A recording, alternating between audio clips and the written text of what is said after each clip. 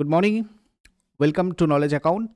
আমরা 17 ডিসেম্বর 2024-এ কী গুরুত্বপূর্ণ current affairs রয়েছে সেগুলো দেখে নেব, তার সাথে সাথে রিলেটেড স্ট্র্যাটেজিক এগুলো দেখে নেব। তোমরা PDF, mock test, notes, job news এগুলোর জন্য আমাদের নলেজ অ্যাকাউন্ট অফিসিয়াল অ্যাপটা ডাউনলোড করতে পারো। লিঙ্ক ডেসক্রিপশন বক্সে আছে বা গুগল প্লেতে গিয়ে সার্চ করে নাও নলেজ অ্যাকাউন্ট অফিসিয়াল। আজকে তোমাদের ম্যাথের ক্লাস রয়েছে এটার পর 9টার সময়, এবং তারপরে তোমাদের আজকে ইংরাজি ক্লাস রয়েছে কেস স্টাডিতে। কালকে ক্লাসটা তোমাদের হয়নি, আজকে হবে। ডাব্লিউবিসিএস প্রিভিয়াস ইয়ার, তারপরে 10:30 থেকে লাইভ, এবং প্রত্যেকটা ক্লাস তোমাদের এখানে কিন্তু লাইভ ক্লাস। প্রত্যেকটার লিঙ্ক আমি টেলিগ্রামে দিয়ে দেবো, তোমরা ওখান থেকেও জয়েন করতে পারো ইউটিউব থেকে নোটিফিকেশান না পেলে। আর আজকে 17 তারিখ ক্লার্কশিপ ডেসক্রিপটিভ ব্যাচে অফারের শেষ দিন, এবং আজকে থেকেই তোমাদের ক্লাস স্টার্ট হচ্ছে। তোমাদের ক্লাস শিডিউল হয়েও গেছে। তোমরা যদি প্রথম ক্লাস থেকে থাকতে চাও তাহলে অবশ্যই আজকে 11:59 PM এর আগে এই ব্যাচে জয়েন করে নিও। আরও কিছু হেল্প বা কোয়ারিজ থাকলে এই নম্বরে তোমরা যোগাযোগ করে নেবে। প্রথম প্রশ্ন আজকে যেটা দেখব, 2024 সালের 10th মহিলা জুনিয়র হকি এশিয়া কাপ কোন দল জিতেছে? দেখো, এটা জিতেছে আমাদের ইন্ডিয়া। কোনো একটা কিছু প্রশ্নের আজকে তোমাদের ইংলিশ ল্যাঙ্গুয়েজটা এখানে আসেনি, তো এটা পরের দিন থেকে তোমাদের ঠিক হয়ে যাবে, এগুলো তোমরা অ্যাডজাস্ট করে নেবে। ভারতীয় মহিলা জুনিয়র হকি দল ওমানের ম্যাসকটে তাদের মহিলা জুনিয়র এশিয়া কাপে শিরোপা জিতেছে ফাইনালে চীনকে 3-2 গোলে হারিয়ে।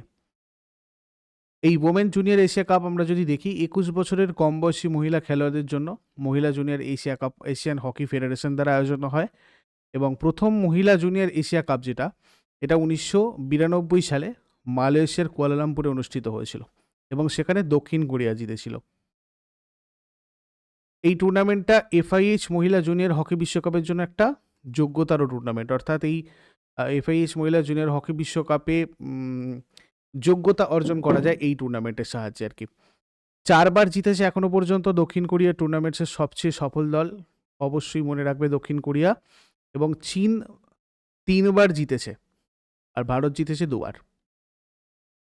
তারপরে মিখাইল কাভেলাসভিলি কোন দেশের রাষ্ট্রপতি পদে নিযুক্ত হয়েছেন? মিখাইল কাভেলাসভিলি জর্জিয়ার রাষ্ট্রপতি পদে নিযুক্ত হয়েছেন।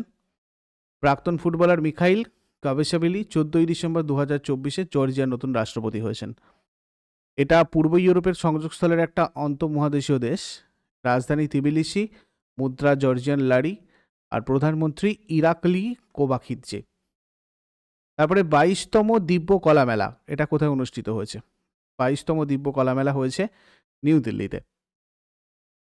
নিউ দিল্লির ইন্ডিয়া গেটে 22তম দিব্য কলা মেলার আয়োজন করা হয়েছে। এই ইভেন্টটা দিব্যাঙ্গজনদের অর্থনৈতিক স্বাধীনতা অর্জনে সহায়তা করে এবং ভারতের অগ্রগতিতে তাদের অবস্থান নিশ্চিত করে।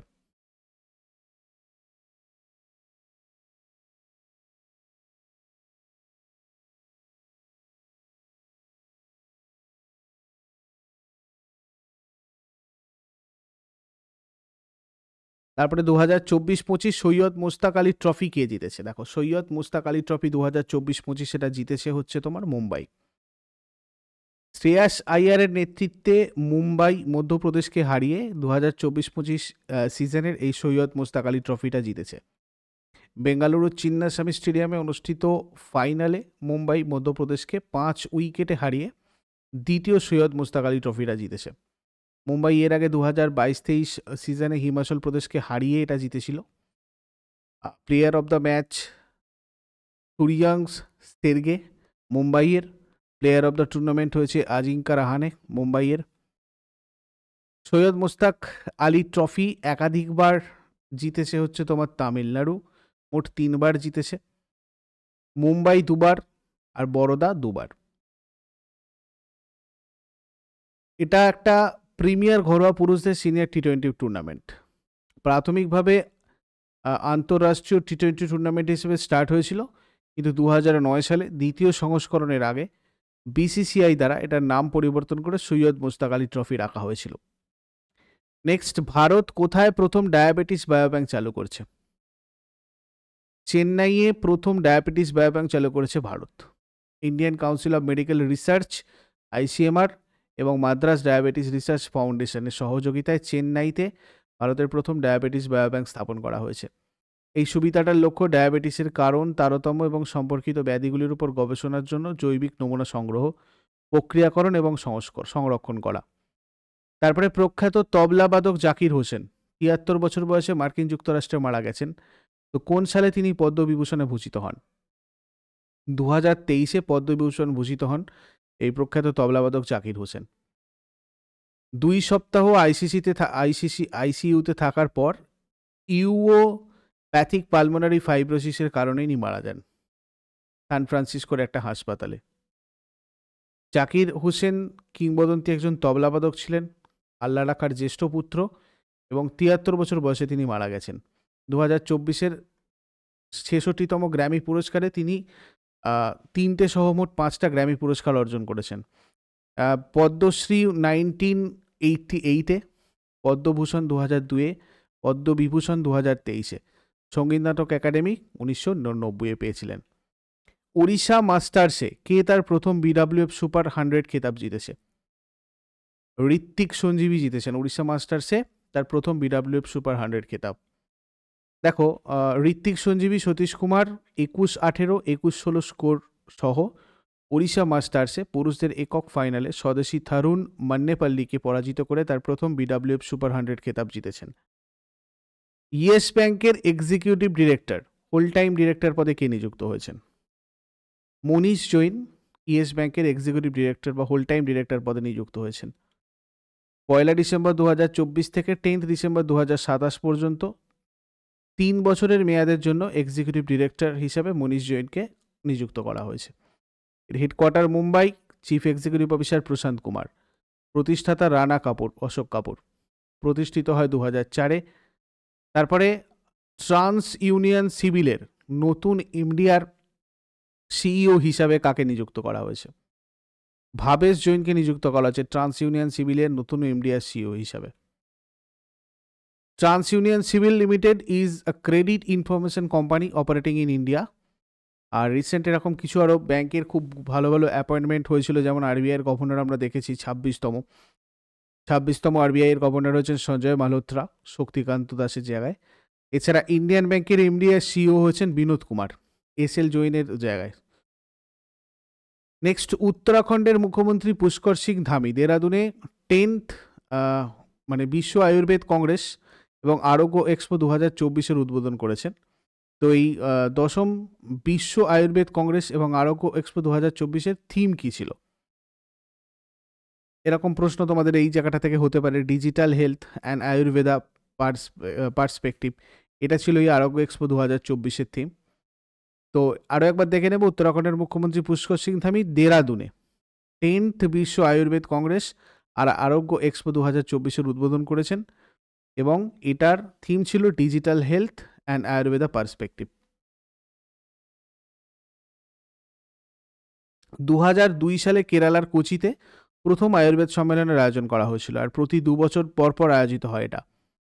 আর মানে 2022 পর্যন্ত, মানে 9th এডিশনটা 2022-এ গোয়াতে হয়েছিল। তারপরে জাতীয় সংরক্ষণ দিবস কবে পালিত হয়? জাতীয় সংরক্ষণ দিবস পালন করা হয় 14th ডিসেম্বর। শক্তির তাৎপর্য এবং কম শক্তি ব্যবহার করে শক্তি সংরক্ষণ কি করে করা যায় বা সেটার প্রয়োজনীয়তা সম্পর্কে সচেতনতা বাড়াতে প্রত্যেক বছর 14ই ডিসেম্বর জাতীয় শক্তি সংরক্ষণ দিবসটা পালন করা হয়। এরপরে আগের দিনের হোমওয়ার্ক দেখে নাও। শেষ মৌর্য সম্রাট কে ছিলেন? এটা হয়ে যাবে আমাদের বৃহদ্রথ। আর কনিষ্কের রাজধানীর নাম ছিল তোমার পুরুষপুর বা পেশোয়ার। লিভার সংক্রান্ত বিদ্যাকে কি বলে? কোন রাসায়নিক পদার্থের অপর নাম সল্টপিটার? এই দুটো শেষ কালে আজকে কমেন্টে জানাও। চট করে আগের দিনেরগুলো কুইক রিভাইজ করে নেব। যারা যারা লাইভে রয়েছে অ্যান্সার করার চেষ্টা করো। 16th নভেম্বর 2024-এর কোয়েশ্চেন্স কী ছিল? খেলো ইন্ডিয়া উইন্টার গেমস 2025 কোন রাজ্য বা কেন্দ্রশাসিত অঞ্চলে অনুষ্ঠিত হবে? তো এটা লাদাখ আর জম্মু কাশ্মীর। 2025 সালে খেলো ইন্ডিয়া যুব আর প্যারা গেমস কোন রাজ্য বা কেন্দ্রশাসিত অঞ্চলে অনুষ্ঠিত হবে? বিহার। কে রাজস্থানের জয়পুরে rising Rajasthan global investment summit 2024 উদ্বোধন করেন? প্রধানমন্ত্রী নরেন্দ্র মোদী। 2024 সালে নভেম্বর মাসের আইসিসি পুরুষদের সেরা খেলোয়াড় কে হয়েছেন? হারিস রাউফ। 2024 সালে নভেম্বর মাসের আইসিসির সেরা মহিলা খেলোয়াড় কে হয়েছেন? Danni Wyatt Hodge. Dalai Lama's secret to happiness শিরোনামে বইটা কে লিখেছেন? Doctor Dinesh Sahra. WTA player of the year award জিতেছেন কোন দেশের টেনিস খেলোয়াড় আরিনা সাবালেঙ্কা? বেলারুশ। রাসোয়া বাইরু কোন দেশের নতুন প্রধানমন্ত্রী নিযুক্ত হয়েছেন? ফ্রান্স।